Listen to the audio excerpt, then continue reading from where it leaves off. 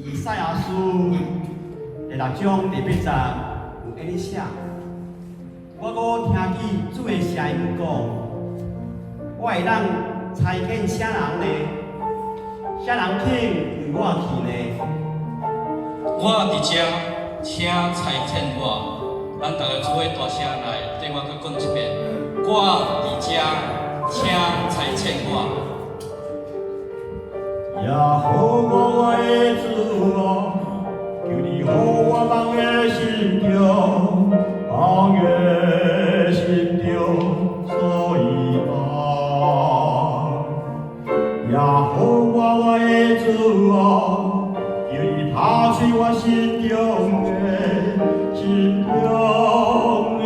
我想，引导我的敬拜中健康的最大志，我望难有回我回报，引导我的这大的经历了这个，我望难有回我的家。